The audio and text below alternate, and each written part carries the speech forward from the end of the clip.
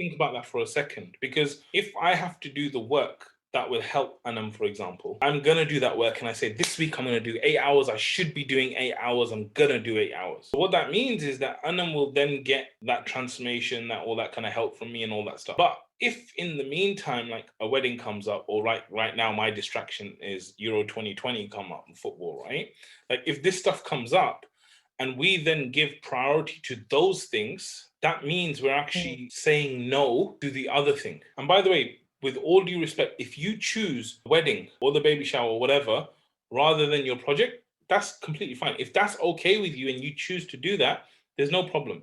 The problem comes when you feel like you should be doing this and you want to do this, but you're actually doing that, because then there's that incongruence. You need to get very clear, are you committed to doing this project? And what will get in the way of this project? So I'll give you an example, right? Practically, so that you know that I'm not just kind of giving lip service.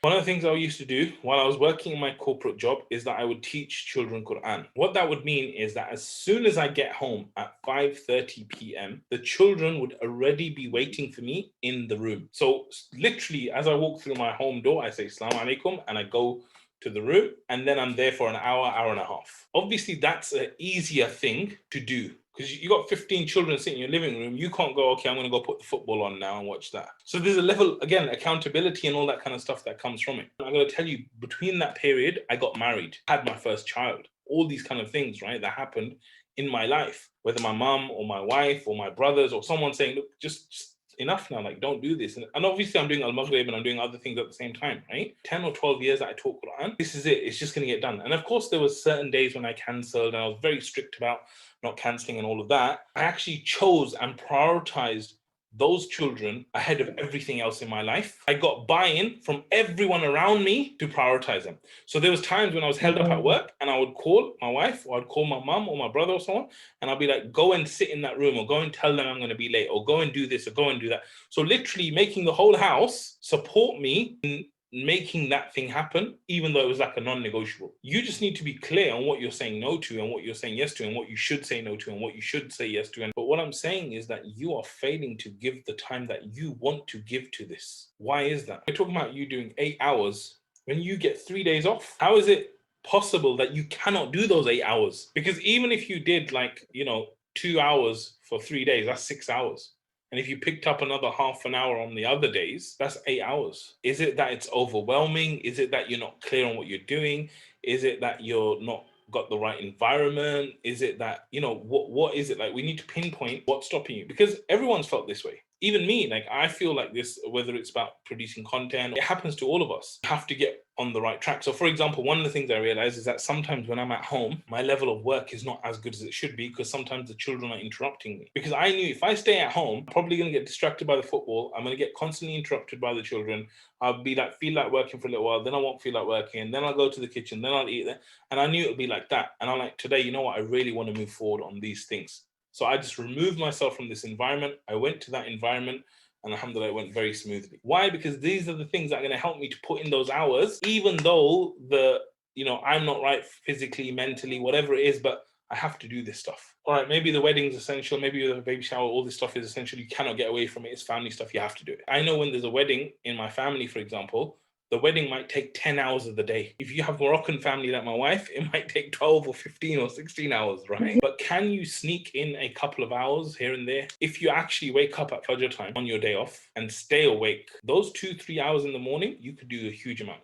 And if you just did that for 2 days, that will probably be worth a normal 8 hours anyway. Apart from like family functions and this and that, what's another major regular thing that is taking up a lot of your time in this period?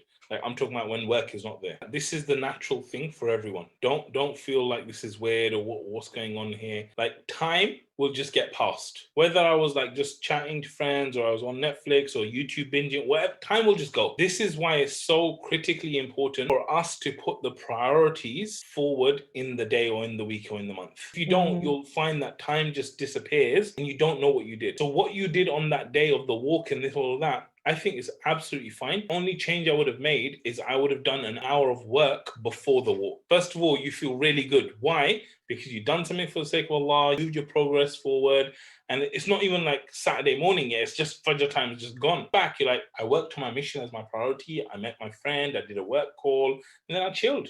Great day. But if I do it the other way, yeah, I have to work on, and but you know what? Like, I'm gonna go and see my friend, I'm gonna do this, I'm gonna do that. Oh, I'm tired now. I've been up since Fajr walking and talking, and we think as human beings, right? It's like it's Fajr time now, it's Sunday, there's no one on earth who actually stays awake and does real work. So let me just go back or lay in bed and watch YouTube. Or this is what I'm saying to you, put it as your first thing. Say to yourself, I am not allowed to go out. I am not allowed to go for walks or talks or have another call or anything until I do 5 minutes of work for Anam. The reason why I'm saying 5 minutes, because what I've found in my own experience and most people's experience is that starting is the hardest thing. A lot of the times what's happening, why procrastination happens, is because we make the thing we're going to do overwhelming. And when it becomes overwhelming, your brain just goes, isn't it just easier to just go back to bed? Isn't it just easier to go on YouTube? Isn't it just easier to speak to your friend? Isn't it just nicer to have breakfast? That's what your brain does. Things like I did this on